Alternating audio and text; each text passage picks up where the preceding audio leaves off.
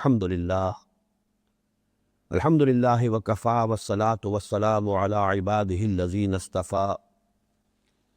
خصوصاً علی افضلہم وخاتم النبیین محمد الامین وعلی آلہ وصحبہ اجمعین، اما بعد فاعوذ باللہ من الشیطان الرجیم، بسم اللہ الرحمن الرحیم۔ ومن يرغب عن ملة إبراهيم إلا من سفه نفسه وَلَقَدِ اصْطَفَيْنَاهُ فِي الدُّنْيَا وَإِنَّهُ فِي الْآخِرَةِ لَمِنَ الصَّالِحِينَ إِذْ قَالَ لَهُ رَبُّهُ أَسْلِمْ قَالَ أَسْلَمْتُ لِرَبِّ الْعَالَمِينَ وَوَصَّى بِهَا إِبْرَاهِيمُ بَنِيهِ وَيَعْقُوبُ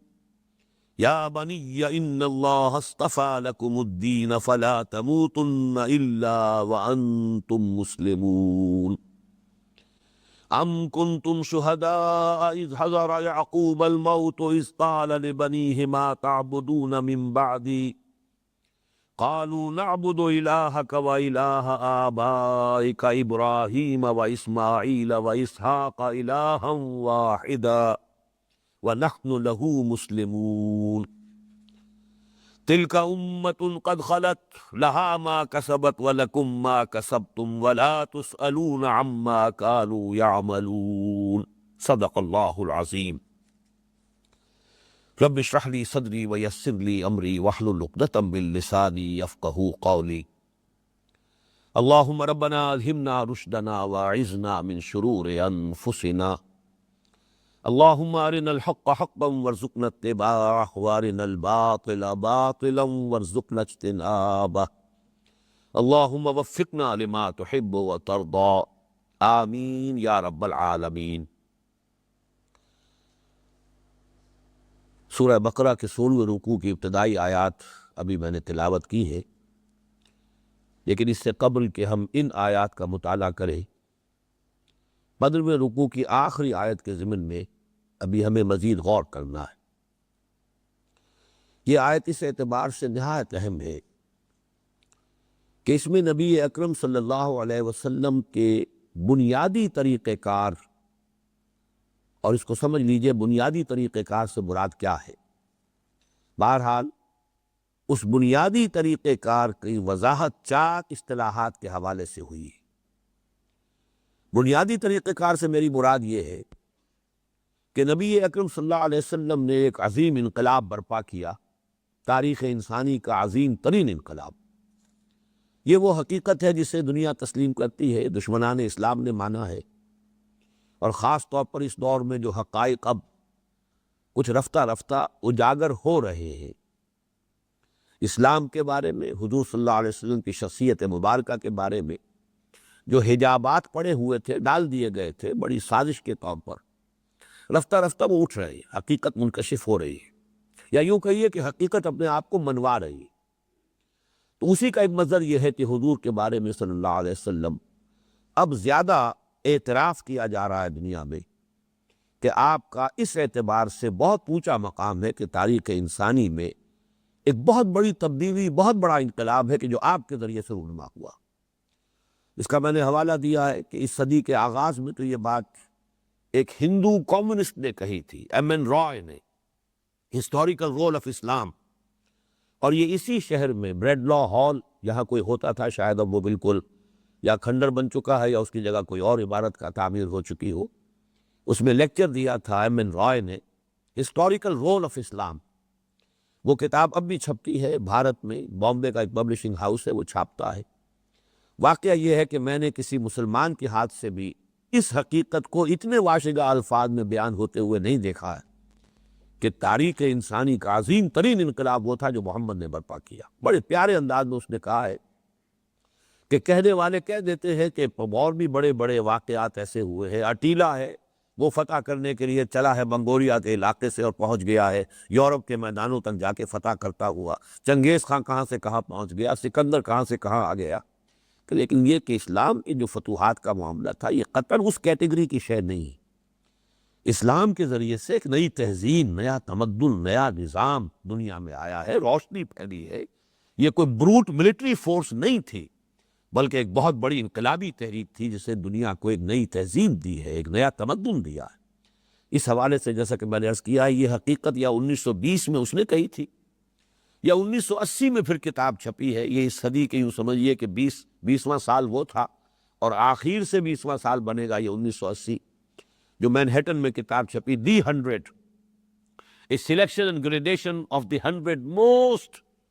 effective personalities of the human history۔ جو بھی عظیم ترین انسان ہے جنہوں نے تاریخ انسانی کے دھارے کے رخ کے اندر اس کے رخ کو موڑا ہے، وہ ان میں سے 100 کا اس نے انتخاب کیا، پھر گریڈیشن کی۔ ان میں سب سے اونچا کون؟ ڈاکٹر مائیکل ہارٹ اس کے مصنف ہیں، اور نمبر 1 پر وہ حضور کو لایا۔ تو یہ تو وہ حقیقت ہے جس کو ماننے پر اب دنیا مجبور ہو چکی ہے، لیکن جو حقیقت سمجھنے کی ہے وہ یہ ہے کہ انقلاب برپا کرنے کے لیے پہلے انسان درکار ہے، افراد درکار ہیں، وہ لوگ کہ جو کسی نظریے کو جذب کر لے اپنے اندر، اس نظریے ہی وہ یوں سمجھیے کہ وہ اپنے وجود سے نظریہ بن چکے ہیں۔ جب تک مارکسزم لوگوں کے اندر اس درجے صلاحیت نہیں کر گیا تھا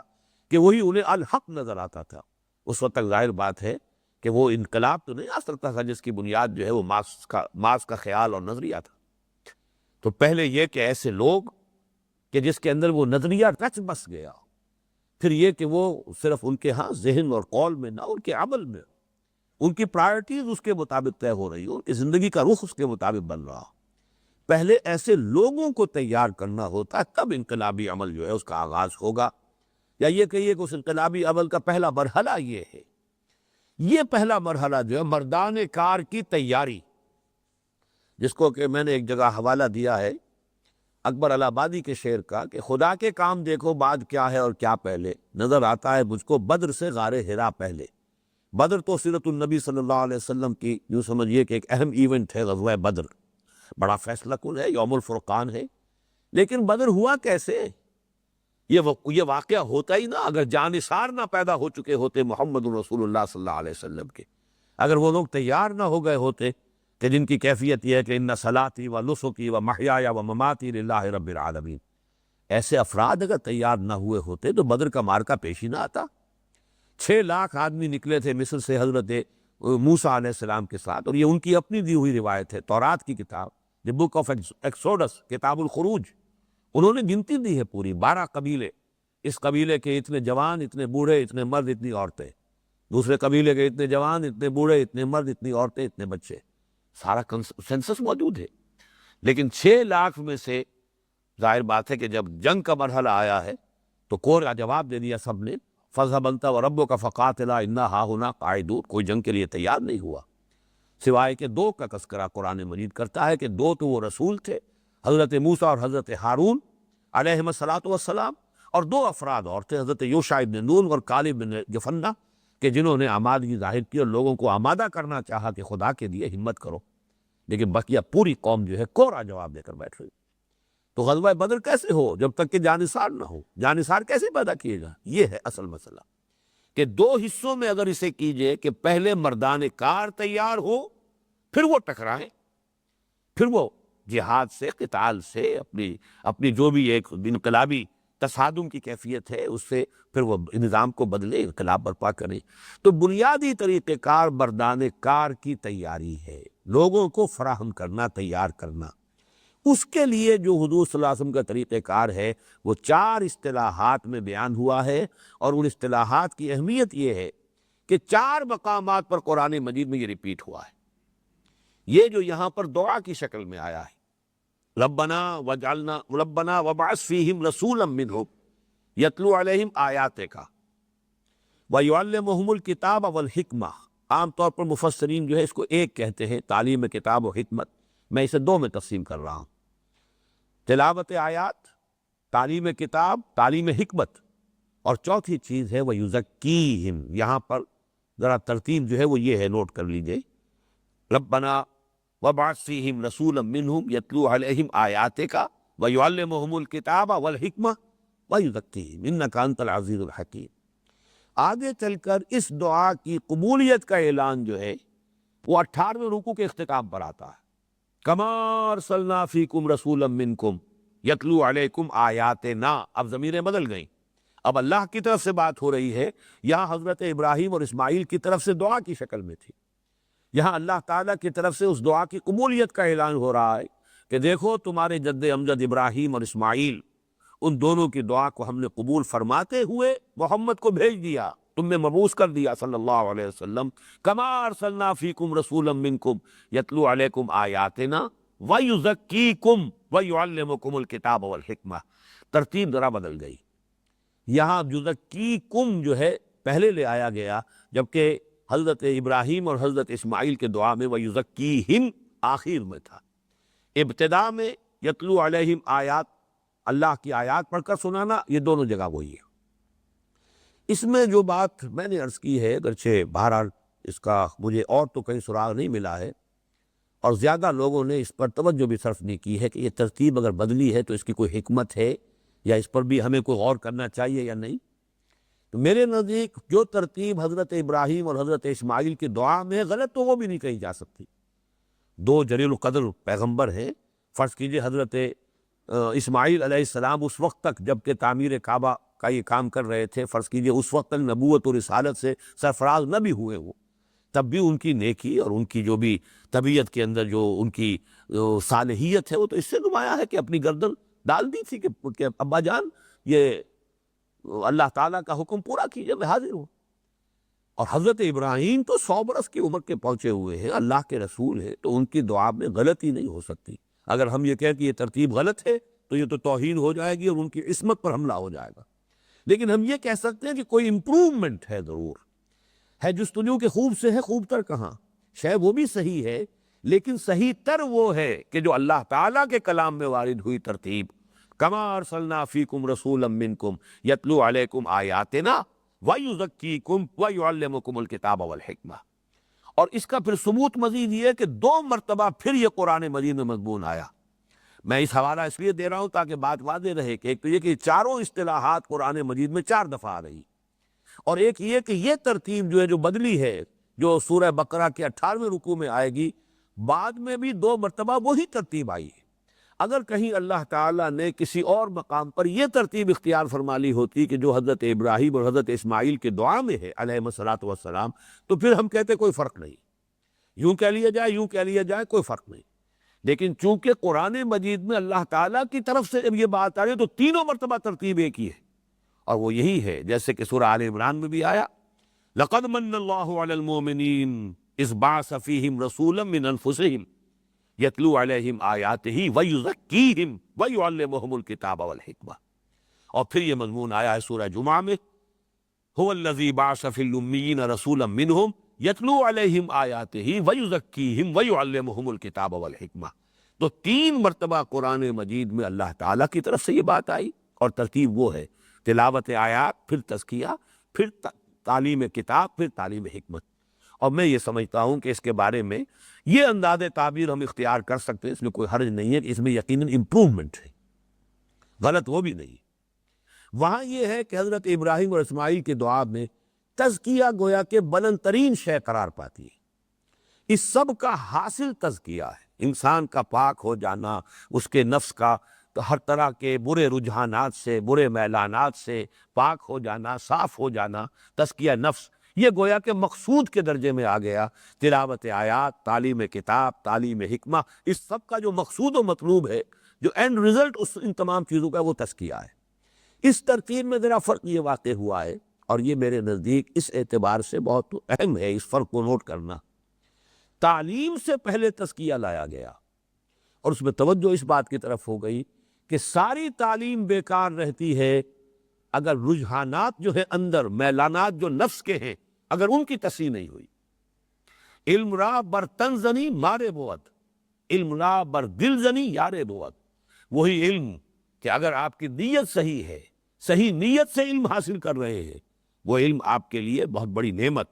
بڑی قابل قدر شے ہو جائے گی۔ لیکن نیت اندر سے ہے دولت کمانے کی،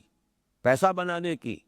دنیا میں حیثیت اور وجاہت اور اقتدار حاصل کرنے کی، تو یہی علم جو ہے مارے بود، یہ سانپ بن کر ڈسے گا، یہ بجائے جیسا کہ میں نے پچھلی نشست میں واضح کیا تھا، یہ نعمت نہیں ہوگا، زحمت بن جائے گا۔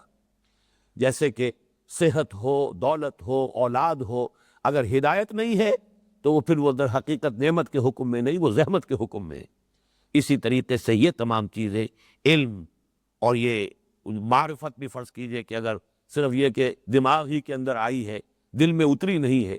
تو در حقیقت یہ تمام چیزیں جو ہیں انسان کے لیے وہ دنیا پرستی کا ذریعہ، حصول دولت، حصول مال، حصول حیثیت و وجاہت، اس کے ذرائع بن کر رہ جاتی ہے۔ علماء سو کے بارے میں جو کچھ کہا گیا ہے، علماء حقانی اور ہے، علماء سو اور ہے۔ اس اعتبار سے تزکیہ مقدم کیا گیا تینوں جگہوں پر جہاں پر اللہ تعالیٰ کی طرف سے بات آئی۔ ان چیزوں میں جو منطقی ربط ہے، میں نے بہت ہی اجمال کے ساتھ تو بات عرض کرنی تھی پچھلی نشست میں، اور میں نے ذرا اس پر تفصیل سے بحث کی ہے۔ میرا ایک چھوٹا سا کتابچہ ہے، نبی اکرم صلی اللہ علیہ وسلم کا مقصد بعثت اور انقلاب نبوی کا اساسی منہاج۔ اس میں 3 مضامین ہیں، جن میں سے پہلے 2 تو اس آیت سے گفتگو کرتے، هو الذی ارسل رسولہ بالہدی ودین الحق لیظہرہ علی الدین کلہ۔ حضور کا مقصد بعثت انقلاب ہے، حضور کا مقصد بعثت دین کا غلبہ ہے، دین کو غالب کرنا ہے، نافذ کرنا ہے، قائم کرنا ہے۔ لیکن اس کے لیے انقلاب لازم ہے۔ انقلاب کے کچھ تو مراحل وہ ہیں جو بعد میں آتے ہیں، ان سے بحث نہیں کی گئی۔ جو اساسی منہاج ہے، یعنی انسان بنانے کا کام، انسان فراہم کرنا اس انقلاب کے لیے، وہ اساسی منہاج جو ہے، اس میں میں نے اس مضمون میں جو تیسرا مضمون ہے اس کتاب میں، اسی آیت مبارکہ میں جو 4 اصطلاحات وارد ہوئی ہیں، ان پر تفصیل سے اپنی رائے جو ہے بیان کی ہے کہ در حقیقت یہ پروسیس ہے، محمد الرسول اللہ صلی اللہ علیہ وسلم کی بیسک میتھوڈالوجی ہے۔ اس کے ذریعے سے آپ نے وہ مردان کار تیار کیے ہیں کہ پھر جنہوں نے جو بھی ان کی جد و جہد، ایثار، قربانی، اور جس طرح سے انہوں نے اپنے آپ کو تن فروشی، جاں فروشی کے ساتھ انہوں نے اپنے آپ کو اس کام کے لیے لگا دیا، کھپا دیا، تو انقلاب برپا ہوا۔ وہ پروسیس جو ہے وہ علیحدہ ہے، وہ منہج انقلاب نبوی میں اس کا مطالعہ کیجیے گا، لیکن اساسی منہاج پر نہایت مختصر تحریر میری اس کتابچے میں شامل ہے۔ یہاں میں اب صرف اشارے کر رہا ہوں، اور اس کے لیے بہترین طریقہ یہ ہے کہ کسی ایک انڈیویجول کا تصور کیجیے۔ آپ کسی ایک شخص کو بدلنا چاہتے ہیں، یہ بھی تو انقلاب ہے۔ ایک شخص جو ہے اس کی سیرت کچھ اور ہے، دنیا پرستی میں لگا ہوا ہے، یا فرض کیجئے کسی اور بھی کہیں پستیوں میں، اخلاقی پستیوں میں مبتلا ہے، نظریات بھی غلط ہے۔ آپ چاہتے ہیں کہ وہ مومن و مسلم بن جائے، اللہ کے راستے پر آئے۔ دعوت اللہ کا ہدف یہی تو ہے۔ ہو سکتا ہے آپ کا حقیقی بھائی ہو، آپ کا دل کھل رہا ہے کدھر جا رہا ہے، میں کسی طرح اسے سیدھے راستے پر لاؤں۔ یہ سیدھے پر راستے پر لانے کا مطلب یہ کہ آپ اسے بدلنا چاہتے ہیں، اس کی زندگی کا رخ، اس کے طور اطوار، اس کے شب و روز، اس کی پسند ناپسند، اس سب کے اندر انقلاب لانا ہے آپ کو۔ اگر آپ ایک شخص کو بدلنا چاہتے ہو تو کیا کرنا پڑے گا آپ کو؟ سب سے پہلے صحیح راستہ یہ ہوگا، جو غلط راستہ ہمارے ہاں ہوتا ہے، واعظ پر واعظ کہے جا رہے ہیں، اور یہ کہ اگر آپ بڑے بھی ہیں، باپ ہیں، اور بیٹے کو آپ نے بدلنا ہے تو کبھی ڈانٹ پلا رہے ہیں، کبھی ڈپٹ رہے ہیں، کبھی سزا دے رہے ہیں، اٹھتے بیٹھتے ٹوک رہے ہیں، نماز کیوں نہیں پڑھی، فلاں یہ کیوں نہیں کیا۔ یہ سب کچھ تو ہو رہا ہے، لیکن وہی بات جو ہے دوسرے مفہوم میں جو کہی گئی ہے کہ ہر کسے از ظن خود شد یار من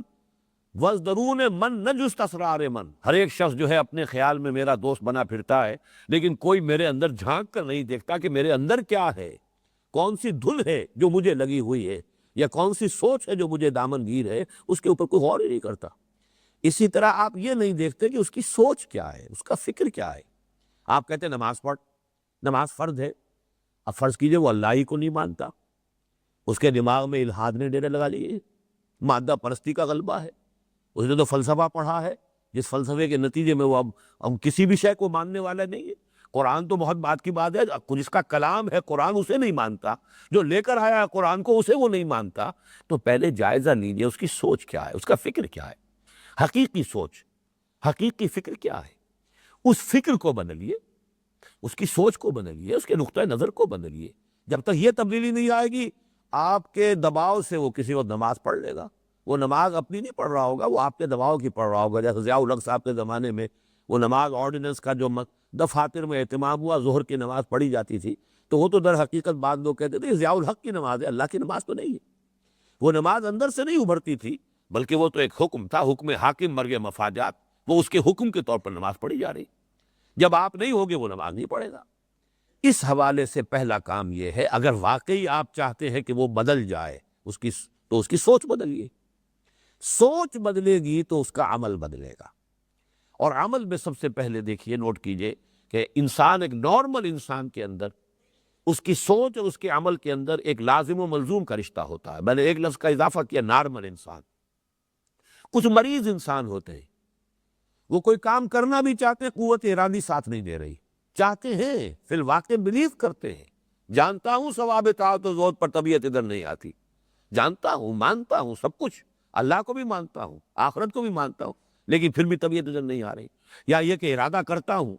سگریٹ چھوڑنے کا، نہ معلوم کتنی مرتبہ فیصلہ کیا، نہیں چھوڑ سکتا.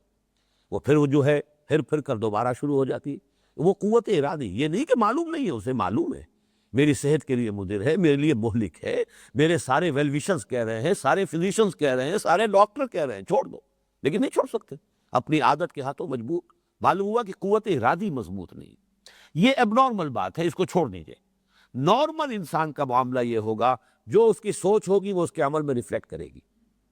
اگر اس کا عمل غلط ہے تو اس کی وجہ یہ ہے تو اس کی سوچ غلط ہے. وہ یہ جانتا ہی نہیں یا مانتا نہیں ہے حقیقتاً کہ آخرت بھی کوئی شے ہے اور مرنے کے بعد اللہ کے حضور بھی حاضر ہونا ہے. یہ اس کو یقین نہیں ہے. لہذا بابر میں عیش کوش کہ عالم دوبارہ نہیں. اس کا منطقی نتیجہ یہ ہے کہ جو عیش کر سکتے ہو کرو،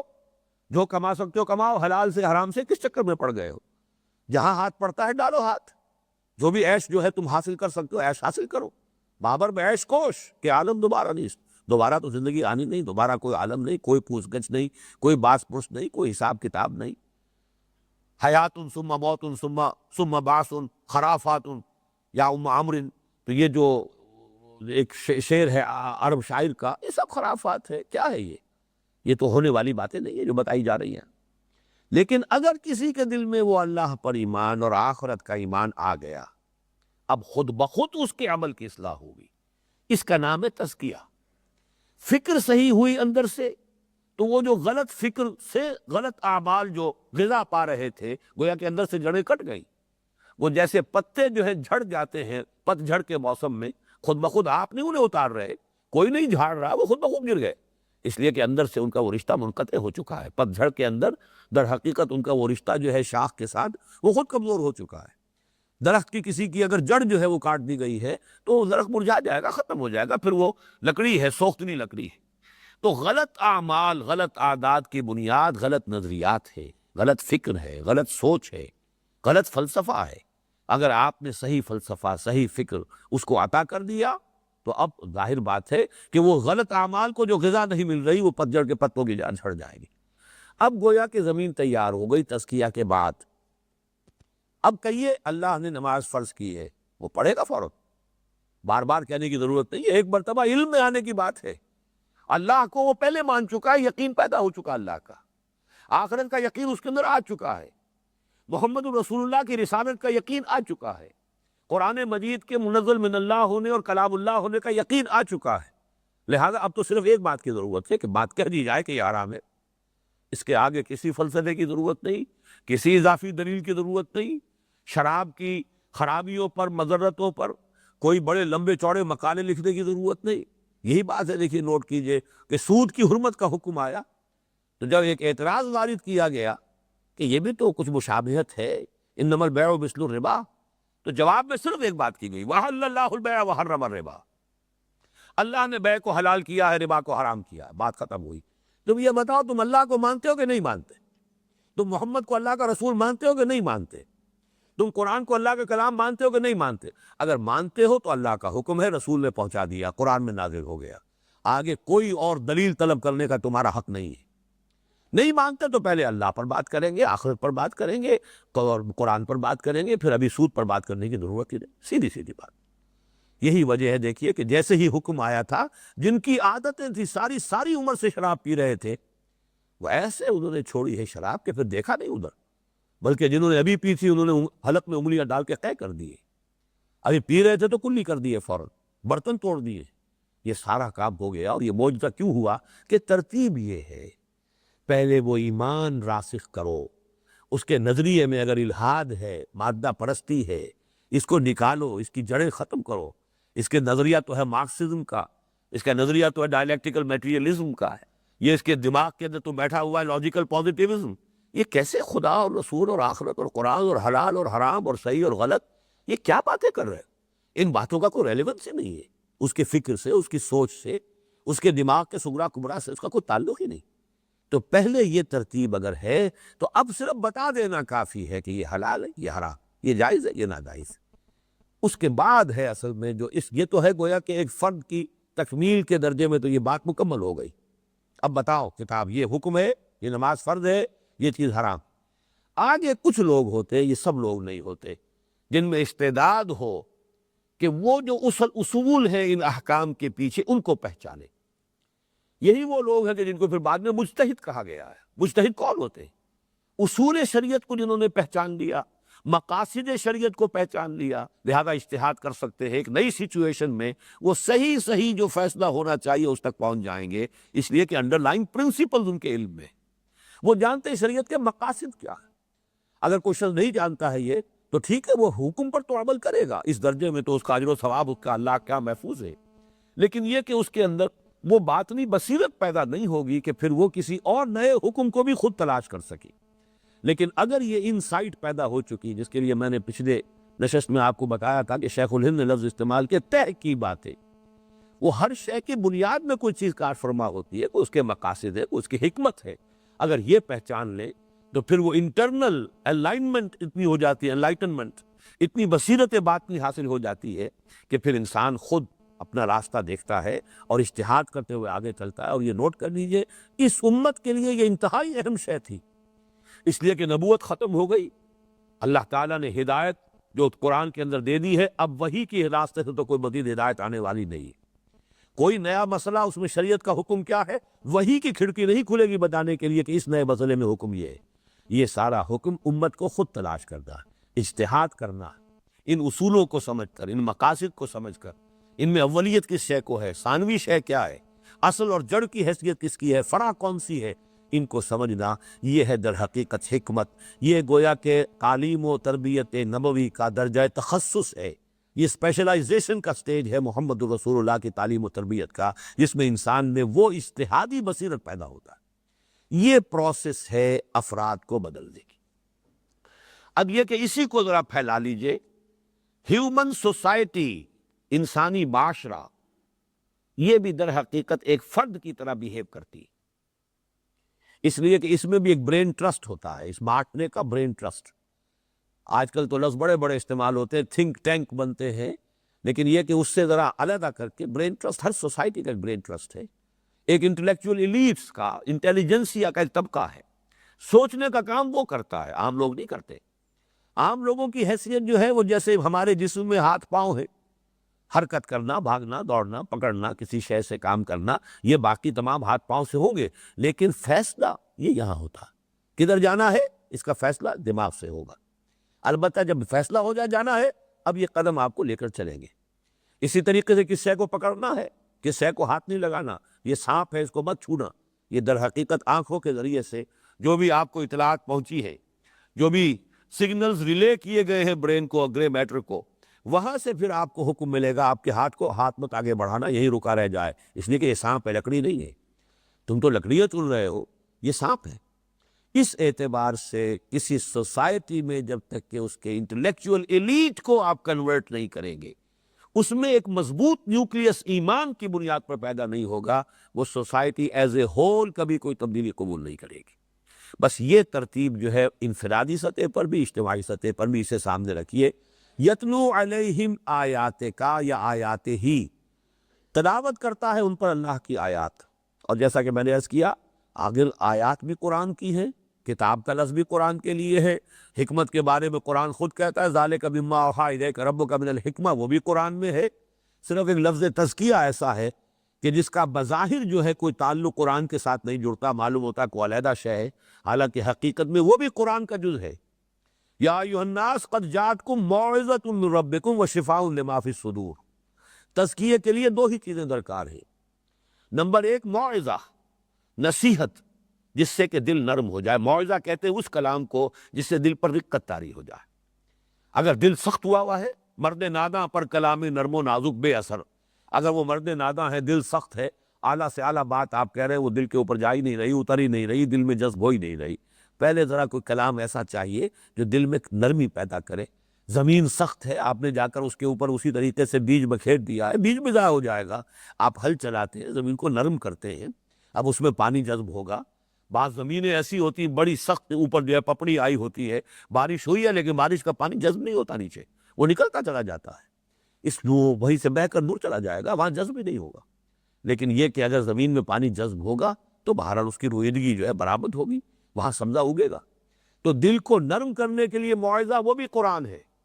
پھر اس کے اندر وہ جذب ہونے کی صلاحیت، دوا اندر جذب ہوگی تو اس کی تاثیر ہوگی۔ اس لیے فرمایا شفاء لما فی الصدور، جب یہ قرآن اندر اترتا ہے، دل کے اندر جذب ہوتا ہے، تو پھر یہ جو بھی سینے کے اندر جو امراض ہیں، سینے کے اندر کے جو امراض ہیں، جو دل کے امراض ہیں، وہ ضد ہے، تعصب ہے، حسد ہے، تکبر ہے، بغض ہے،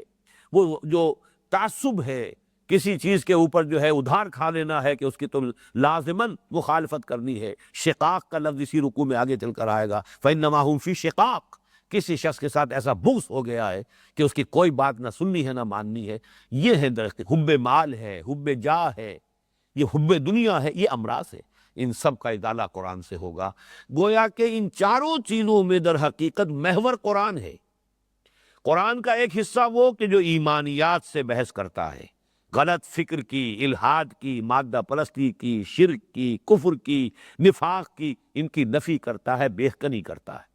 یہ ہے تلاوت آیات، اور اس کے ذریعے سے اس کے نتیجے میں ایمان باللہ، ایمان بالآخرہ، ایمان بالرسالہ، یہ دلوں کے اندر راسخ کرتا ہے۔ یہ پہلا عمل ہے یتلو علیہم آیاتک۔ اس کا پھر دوسرا نتیجہ تزکیہ، ذہن کے اندر سے برے خیالات نکل گئے، تزکیہ ذہن ہو گیا، تزکیہ فکر ہو گیا، تطہیر افکار ہو گئی۔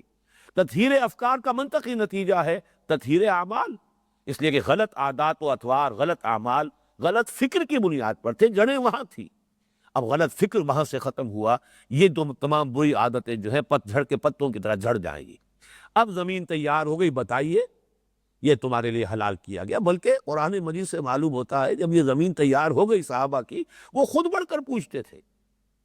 یسألونک ماذا ینفقون، یسألونک عن الخمر والمیسر، یسألونک عن المحیض، یہ سوال پر سوال چلے آ رہے ہیں۔ اس لیے کہ اب فطرت انسانی جو ہے اس کے اوپر جو یہ گند غبار آ گیا تھا، گند چھا یا غبار تھا یا پت جھڑ یا یہ جو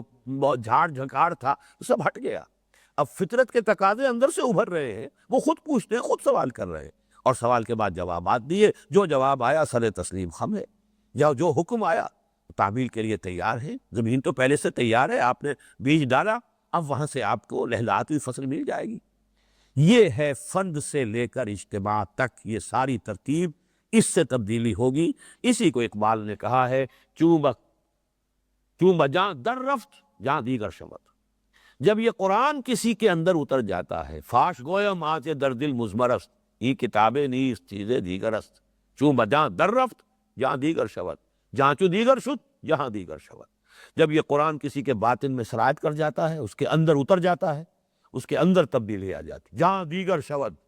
اب یہ اندر کا انسان بدل گیا، اندر کی سوچ بدل گئی، نقطہ نظر بدل گیا، افکار بدل گئے، نظریات بدل گئے، مقاصد بدل گئے، پسند و ناپسند کے معیار بدل گئے، ہر شے بدل گئی۔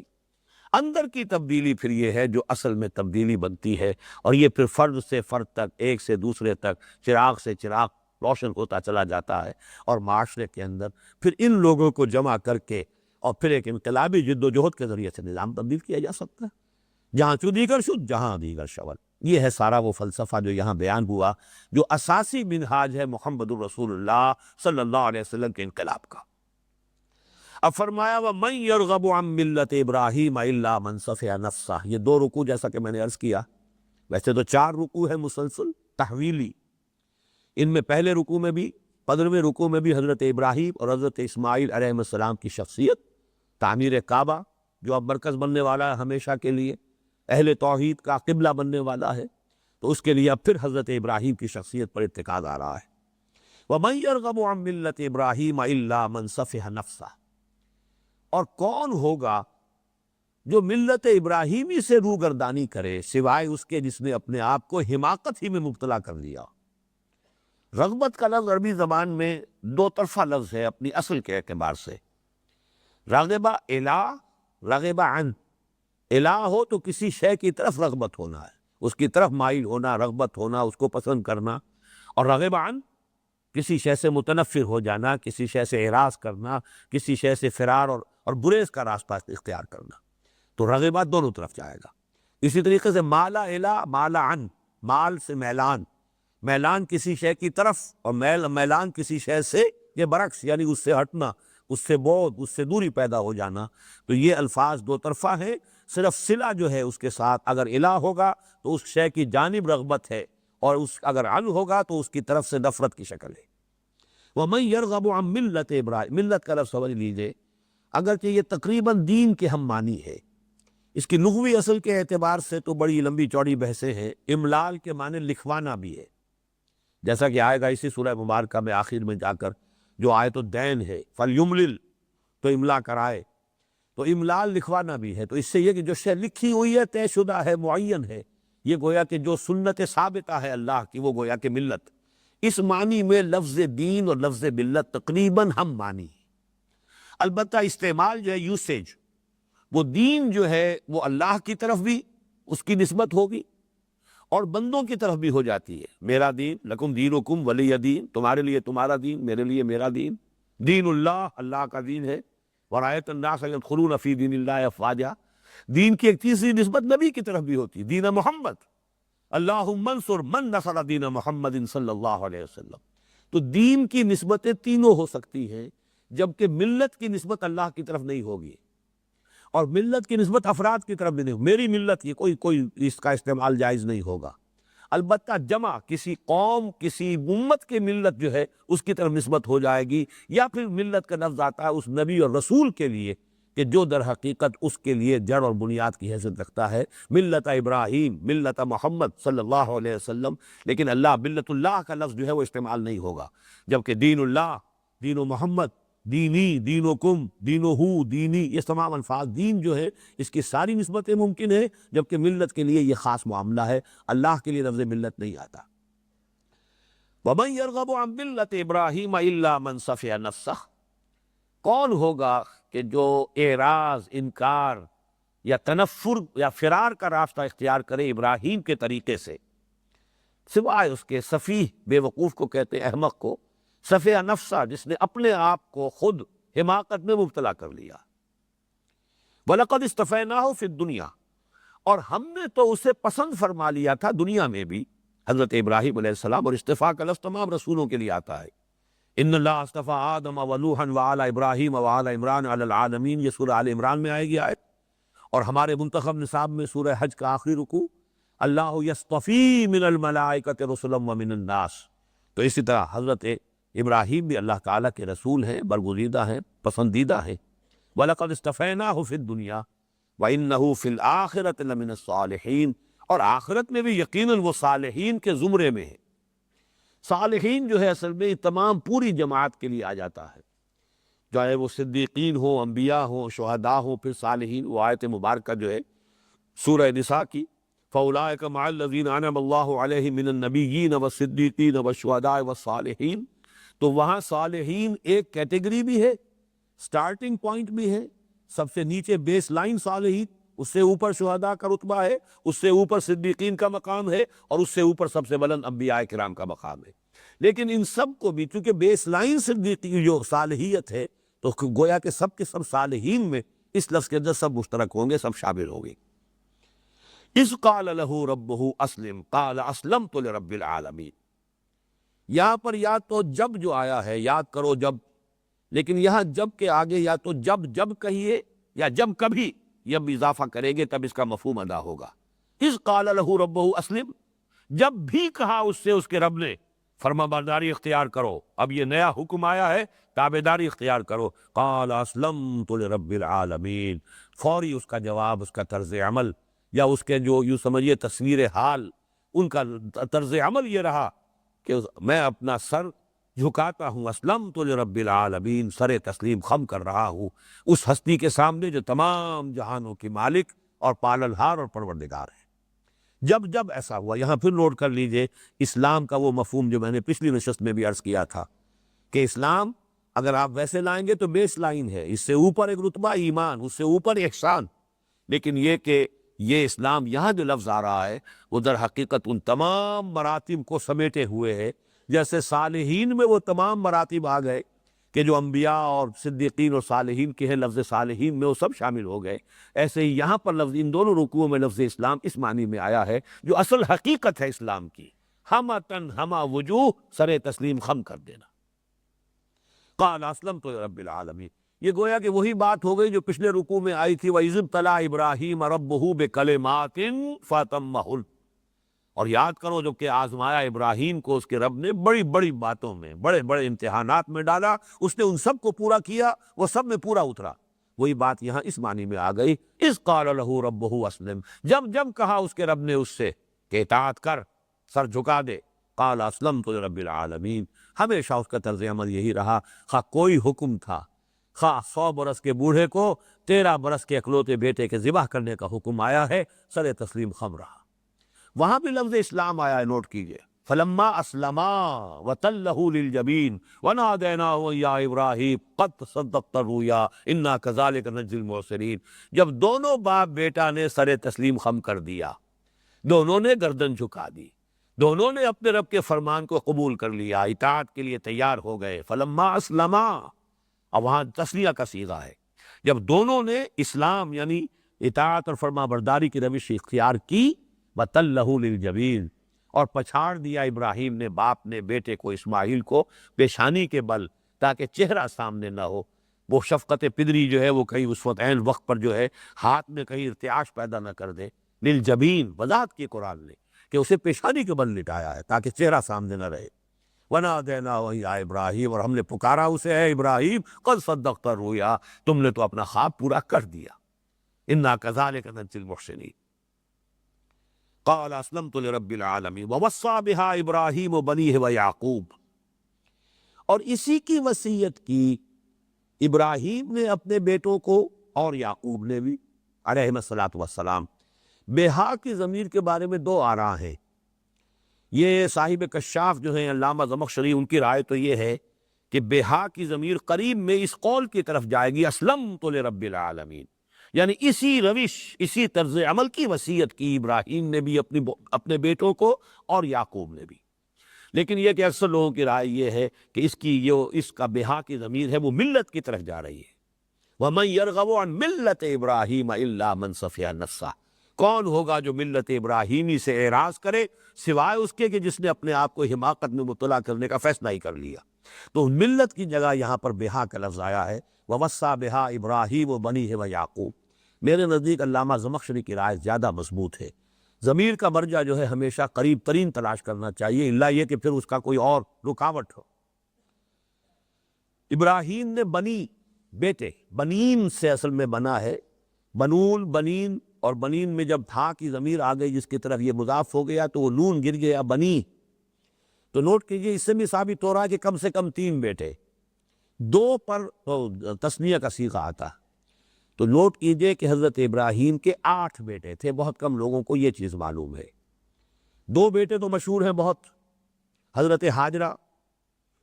ان سے حضرت اسماعیل کی ولادت ہوئی، سب سے بڑے بیٹے وہی ہیں، وہی ذبیح اللہ ہیں، وہی ہے کہ جو خانہ کعبہ کی تعمیر میں ان کے ہیلپر ہیں، مددگار ہیں، معاون ہیں۔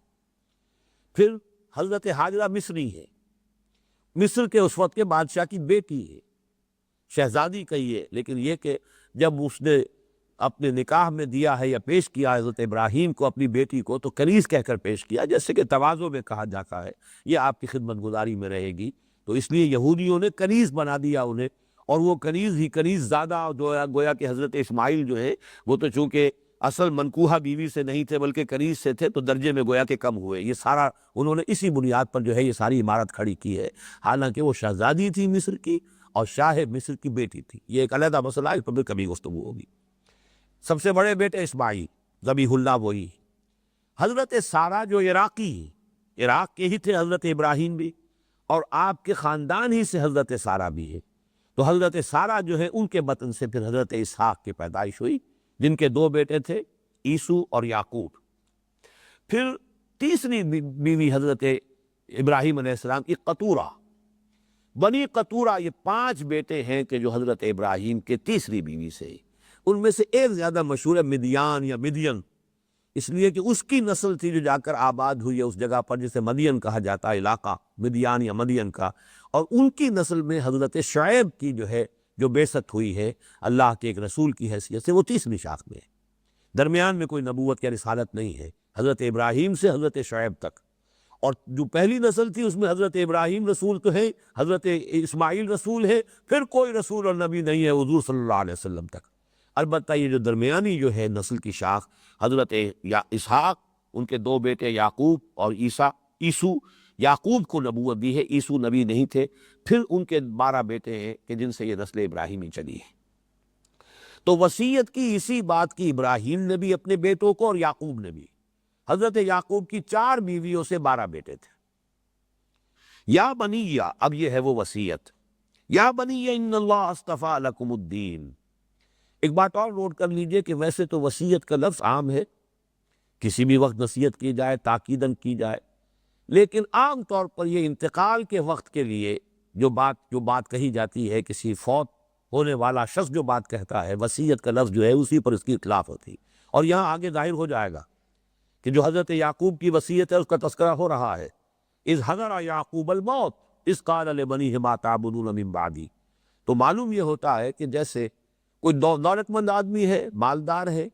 تو وہ اپنی موت کے وقت جو ہے وہ اپنی دولت اور اثاثے اور ایسٹس اور کس سے کیا لینا ہے، کس کو کیا دینا ہے، ظاہر بات ہے یہی اس کی اہم ترین شے ہوتی ہے، تو وہ اپنی اولاد کو اسی کے بارے میں مطلع کرے گا۔ یا کوئی خزانہ کہیں پر گاڑ کے رکھا ہوا ہے تو ظاہر بات ہے مرتے دم بھی نہیں بتائے گا، تو پھر آگے کیسے منتقل ہوگا، وہ تو پھر زمین ہی کا پیبند ہو کر رہ جائے گا۔ تو کسی دولت مند آدمی کے لیے موت کے وقت کی وصیت ہوتی ہے جائیداد کے بارے میں، دولت کے بارے میں، اپنے ایسٹس کے بارے میں۔ حکیم انسان، دانا انسان، جیسے کہ حضرت لقمان کا معاملہ بھی جو ہے وہ در حقیقت وصیت ان کے انتقال کے وقت ہی کی معلوم ہوتی ہے کہ حضرت لقمان نے اذ قال لقمان لابنہ وہو یعظہ یا بنی لا تشرک باللہ، اسی طریقے سے یہ وصیتیں جو ہے حضرت ابراہیم، حضرت یعقوب کی، بلکہ تورات میں تو اس کا ذکر نہیں ہے۔ البتہ یہ کہ اخبار یہود کے اپنے جو اقوال ہیں ان میں ان کا ذکر موجود ہے، اور جنسبرگ نے ایک کتاب لکھی ہے کہ یہود کی جو ٹیلز اینڈ سٹوریز ہیں، جوش سٹوریز، اس میں جو ہے ان چیزوں کا تذکرہ اس نے کیا ہے، اور تقریباً یہی الفاظ جو آگے آ رہے ہیں یہ اس کے اندر موجود ہیں۔ یا بنی ان اللہ اصطفیٰ لکم الدین، اے میرے بیٹو، اللہ نے تمہارے لیے دین کو پسند کر لیا ہے۔ الدین، اب یہاں پھر دیکھیے الف لام یہاں لگا ہوا ہے، یہاں پر گویا کہ معہود ایک دین، وہ دین اسلام ہے، ان الدین عند اللہ اسلام۔ اس کی وضاحت آگے بھی ہو رہی ہے، فلا تموتن الا وانتم مسلمون، تو دیکھنا ہرگز موت نہ آنے پائے تمہیں۔ اب یہاں دیکھیے تموتن، ہرگز مت مرنا، لیکن یہاں مراد کیا ہے؟ موت جو ہے در حقیقت وہ تو انسان کے اختیار میں نہیں ہے، نہ اسے یہ اختیار ہے کہ وہ کب آئے اور کب نہ آئے۔ تو موت نہ آنے پائے تمہیں مگر حالت فرما برداری میں۔ یہاں پر اسلام کا ترجمہ کر کے لوگ اسلام کی حالت میں موت آئے، تو اس آیت کی حقیقت جو ہے وہ اسے گویا کہ گزر جاتے ہیں بغیر اس پر غور کیے۔ اسلام تو ہم سب کے سب مسلمان ہیں، یہ سب جو مرتے ہیں ہمارے عزیز رشتہ دار تمام مسلمان دنیا میں حالت اسلام ہی میں مر رہے ہیں، سب کے سب مسلمان ہیں، نماز جنازہ پڑھی جا رہی ہے، لیکن حقیقت اسلام کی معنی فرما برداری، دیکھنا موت نہ آنے پائے مگر فرما برداری کی حالت میں۔ اور جیسا کہ یہ چونکہ جو خطبہ نکاح حضور کا مسنونہ خطبہ ہے، اس میں جو آیت آتی ہے، پہلی آیت جو آپ پڑھا کرتے تھے خطبہ نکاح میں، یا ایھا الذین آمنوا اتقوا اللہ حق تقاتہ ولا تموتن الا وانتم مسلمون، اس کی وضاحت میں یہ خطبات میں تفصیل سے بیان کیا کرتا ہوں، اکثر لوگوں نے سنا ہوگا، یہاں بہرحال اس درس کی ضرورت کے لیے میں اسے ریکارڈ کرا رہا ہوں کہ یہ جو اس کا مقصد کیا ہے، مطلب کیا ہوا، چونکہ موت کا کچھ پتہ نہیں کس لمحے آ جائے، لہذا اگر کسی نے طے کیا ہو کہ مجھے نہیں مرنا مگر فرما برداری کی حالت میں، تو ایک ہی شکل ہے کہ کوئی لمحہ بھی نافرمانی میں بسر نہ ہو، اس لیے کوئی اختیار تمہارے پاس نہیں، اسی لمحے موت آ سکتی ہے۔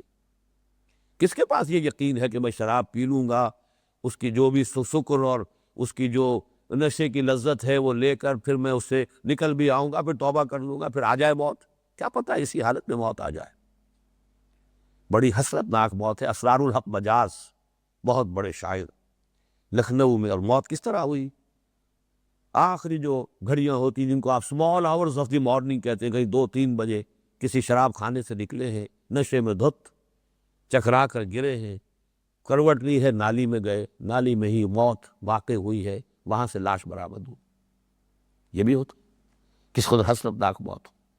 کس کے پاس گارنٹی ہے کہ میں اس گناہ سے فارغ ہو جاؤں گا، پھر توبہ کا بھی مجھے موقع مل جائے گا اور پھر میں موت جو ہے اس وقت تک کے لیے ٹال سکتا ہوں؟ اگر تو طے کرنا کہ نہیں مرنا ہے مگر فرما برداری کی حالت میں، تو ایک ہی راستہ ہے، اور وہ یہ کہ کوئی لمحہ نافرمانی میں بسر نہ ہو۔ فلا تموتن الا وانتم مسلمون، یہ ہے اس کی تاکید کا جو انداز ہے، ورنہ تو اس میں کوئی وزن ہی نہیں ہے، کوئی زور کلام ہی سرے سے نہیں ہے۔ دیکھنا اسلام کی حالت میں مرنا، جیسا کہ ہم مر رہے ہیں، سب کے سب جو ہیں مسلمان ہی ہیں جو مر رہے ہیں۔ وہ سود خور بھی مسلمان ہے، شراب خور بھی مسلمان ہے، جو بھی کچھ حرام خور ہے، جو بھی کچھ ہے مسلمان ہے، مسلمان تو ہے، قانون تو مسلمان ہے، لیکن اصل جو یہاں کہنے کا مقصد ہے وہ اسلام جس کا اوپر ذکر آیا ہے، اذ قال له ربه اسلم قال اسلمت لرب العالمین، وہ اسلام سر تسلیم خم رہے جو حکم آئے۔ فلا تموتن الا وانتم مسلمون ام کنتم شہداء اذ حضر یعقوب الموت۔ اب یہاں پہ کس سے خطاب ہو رہا ہے؟ یہود سے، بنی اسرائیل، اور یعقوب اب یہ اسرائیل ہے۔ تورات میں باقاعدہ یہ الفاظ ہیں، یعقوب ان کا نام رکھا تھا والد نے، اس لیے کہ اصل میں یہ دونوں جڑواں بھائی پیدا ہوئے تھے، عیسو اور یعقوب۔ تو جو بعد میں پیدا ہوئے یعقوب، پہلے ولادت ہوئی ہے، ظاہر بات ہے دو بچے پیدا ہوتے ہیں ایک ہی وقت میں، تو ایک پہلے دوسرا بعد میں۔ الفاظ یہ آتے ہیں کہ یعقوب اپنے بھائی عیسو کی ایڑیاں پکڑے ہوئے تولد ہوا، اس کی ولادت اس طور سے ہوئی کہ بھائی جو ہے بڑا شمار ہوگا، وہ چاہے 2 منٹ کا فرق ہو، وہ بڑا بھائی جو ہے پہلے ولادت ہو گئی تھی، اس کی ایڑیاں پکڑے ہوئے، گویا کہ اس کے بعد اس کے عقب میں اس کے پیچھے یعقوب کی ولادت ہوئی، اس لیے نام یعقوب ہے۔ لیکن اللہ تعالیٰ نے پھر تورات میں یہ آیت موجود ہے کہ تمہارا نام آئندہ سے اسرائیل ہوگا، اب تم اسرائیل کہے جاؤ گے۔ اسرائیل مانوی لفظ ہے، عبداللہ، اسر، اسیر کا لفظ جو جس سے بنا ہے، بنا ہوا انسان، اسی سے اسرا ہے، خاندانی بندھن کے اندر جو بندھے ہوئے ہیں ایک دوسرے کے ساتھ، وہ ایک اسرا ہے، ایک خاندان ہے۔ اسی سے اسیر ہے کہ جو قید ہے، بندھا ہوا ہے، پابند ہے، کہیں جا نہیں سکتا اپنی آزاد مرضی سے، نظر بند ہے کہیں گھر میں یا کسی جیل میں قید ہے۔ تو یہ جو اسر یہاں پر لفظ ہے، اسر، یہ ہے بمانی عبد، عبد وہی ہے کہ جو بندھا ہوا ہے، پابند ہے۔ جیسا کہ حضور نے فرمایا کہ مثل المومن کا مثل الفرس فی عقیتہ، مومن کی مثال اس گھوڑے کی سی ہے جو اپنے کھوٹے سے بندھا ہوا ہے۔ ایک مومن کو، ایک مسلمان کو تو بہرحال اللہ کے احکام کے کھوٹے سے بندھے رہنا ہے۔ تو اسرائیل، ایل اللہ کے لیے ہے، اور یہ عبداللہ، یہ گویا کہ اللہ تعالیٰ کی طرف سے انہیں دیا ہوا خطاب ہے۔ ام کنتم شہداء اذ حضر یعقوب الموت، کیا تم موجود تھے اس وقت جبکہ اسرائیل یعنی حضرت یعقوب کے انتقال کا وقت آیا؟ یہاں موت سے مراد بعین ہی موت جو آخری عمل ہے وہ نہیں ہے، بلکہ مقدمات موت، جبکہ ایک ایسا وقت انسان پر آ جاتا ہے، یہ معلوم ہوتا ہے کہ اب روانگی ہے، اور وہ ہو سکتا ہے کہ کچھ پہلے ہی سے آثار جو ہیں شروع ہو جاتے ہیں۔ میں نے جیسا کہ پچھلی نشست میں آپ کو بتایا، حضور نے حجۃ الوداع ہی میں متعدد مواقع پر اس طرح کی بات کہی ہے، خذوا عنی مناسککم فانی مغموس، اور خطبہ شروع کیا ہے تو توجہ سے میری بات سنو، گمان ہے کہ شاید دوبارہ اس جگہ پر ملاقات نہ ہو۔ تو یہ گویا کہ آثار تھے۔ اس کے بعد غالباً کل 80 دن ہیں حضور کے صلی اللہ علیہ وسلم اس حیات دنیاوی کے۔ بہرحال یہ موت کے جب آثار شروع ہوئے تو حضرت یعقوب نے جمع کیا اپنے بیٹوں کو، اذ قال لبنیہ ما تعبدون من بعدی، جبکہ کہا انہوں نے اپنی اولاد سے، اپنے بیٹوں سے، کس کو پوجو گے میرے بعد، یعنی میرے انتقال کے بعد۔ ذرا پورے یہ در حقیقت سوال جو ہے، سوال اس معنی میں نہیں ہے کہ کوئی اس کے لیے کوئی جواب درکار ہے، بلکہ تاکید کے لیے۔ جواب تو معلوم تھا، اسرائیل حضرت یعقوب کے بیٹے ہیں، اس کے سوا اور کیا کہہ سکتے ہیں، لیکن در حقیقت یہ نصیحت کا انداز ہے، کمٹمنٹ کروا لینا، بات کو پختہ کروا لینا، قول و قرار حاصل کر لینا جاتے ہوئے اس دنیا سے۔ ما تعبدون من بعدی، کس کو پوجو گے، کس کی بندگی کرو گے، کس کی اطاعت کرو گے؟ قالوا نعبد الہک و الہ آبائک ابراہیم و اسماعیل و اسحاق۔ پھر نوٹ کیجئے یہاں حضرت اسماعیل کے نام کو جس طریقے سے حضرت یعقوب، حضرت ابراہیم اور حضرت اسحاق کے مابین جیسے کہ موتی جو ہے پرو دیا جائے کہ یہ جو تمہارے اجداد ہیں، یہ ایک امت ہے، اگلی آیت میں آ جائے گا، انہوں نے یہ کہا کہ ہم پوجیں گے آپ کے الہ کو، آپ کا رب، آپ کا معبود، جس کی آپ پرستش کرتے رہے، جس کی آپ بندگی کرتے رہے، وہ الہ آبائے کا، اور آپ کے آبا کا الہ، ان کا معبود الہ کون ہے؟ اور وہ آبا کون ہے؟ ابراہیم و اسماعیل و اسحاق۔ آپ کے دادا ابراہیم، آپ کے تایا اسماعیل، آپ کے والد اسحاق، آپ کے ان تینوں بزرگوں کے جو رب ہے ایک ہی رب ہے، الہم واحدہ۔ اور یہ کوئی تین رب نہیں ہے یا دو رب نہیں ہے، یہ ایک ہی رب ہے، الہم واحدہ، ایک ہی الہ، ایک ہی معبود، ایک ہی رب، وَنَحْنُ لَهُ مُسْلِمُونَ، اور ہم سب اسی کی اسلام، اسی کی اطاعت، اسی کی فرما برداری، اس کا عہد کرتے ہیں، اب اسی کی فرما برداری کرنے والے ہیں۔ یہاں پر در حقیقت جب اسم کی شکل میں آیا مسلمون، اسم فاعل ہے، تو اسم فاعل میں تاکید زیادہ ہوتی ہے، فعل میں اتنی تاکید ہے، نحن لہو مسلمون، ہم یقیناً پورے عزم کے ساتھ، پورے ارادے کے ساتھ، ہم فاعل جو ہوتا ہے وہ ارادے کے ساتھ فعل کر رہا ہوتا ہے، پورے عزم اور ارادے کے ساتھ ہم اسی کی بندگی کریں گے، اسی کی اطاعت کریں گے، عبادت بھی اسی کی ہوگی، اطاعت بھی اسی کی ہوگی۔ تلک امۃ قد خلت، یہ ایک جماعت ہے جو گزر چکی، یعنی اسماعیل، ابراہیم، اسحاق، یعقوب، یہ ایک جماعت ہے، تم نے دو جماعتیں بنا لیا، تم نے اسماعیل کو درمیان سے خارج کر دیا، تم نے اپنی تاریخ ہی سے اس کو نکال باہر کیا، تم نے اس کے سارے آثار اپنی کتاب میں سے کھرچنے کی کوشش کی، اگرچہ جیسا کہ میں نے عرض کیا تھا چور کے پیر نہیں ہوتے، کہیں نہ کہیں وہ آثار باقی رہ گئے ہیں کہ جن سے اب بھی اگر کوئی واقعتاً متلاشی حق ہے تو حق تک پہنچ جائے گا، لیکن یہ کہ تم نے تو اپنی حد تک کوشش کی ہے کہ اس کے کوئی آثار تورات میں باقی نہ رہے، لیکن اصل میں تو یہ جماعت ایک ہے، الہم واحدہ کو پوجنے والی جماعت۔ تلک امۃ قد خلت، یہ ایک جماعت، ایک گروہ، ایک امت۔ امت کا لفظ بنا ہے اما یا امو سے، اما یا امو قصد کرنا، ارادہ کرنا، اسی لیے راستے کو امام کہا گیا، اس لیے کہ انسان اسی کی پیروی کر رہا ہے، جیسے کہ فالو کر رہا ہے، you are following the path, اسی طریقے سے وہ امام ہے، نماز کا امام ہے کہ جس کی آپ اطاعت کر رہے ہیں، تابعداری کر رہے ہیں، اس کے کوشن پر آپ موو کر رہے ہیں، وہ اللہ اکبر کہتا ہے، آپ رکوع میں جاتے ہیں۔ تو یہ امت وہ ہے کہ جو ہم مقصد لوگ ہیں، قوم اور شے ہے، امت اور شے ہے۔ تلک امت، ان کا مقصد ایک، ان کا ہدف ایک، ان کا نصب العین ایک، ان کا رب ایک، ان کا معبود ایک۔ تلک امت قد خلت لہا ما کسبت ولکم ما کسبتم، جو کچھ اس جماعت نے، اس گروہ نے کمایا وہ ان کے لیے، وَلَكُمْ مَا كَسَبْتُمْ، اور تمہارے لیے وہ ہوگا جو تم کماؤ گے۔ یہ ہے اصل میں بہت، چونکہ یہ آیت دوبارہ بھی آئے گی اسی رکوع کے اختتام پر، اور بہت اہم ہے کہ یہ جو تمہارا تصور ہے کہ چونکہ ابراہیم کی نسل سے ہو یا یعقوب کی اولاد ہو اس لیے تم بخشے بخشائے ہو،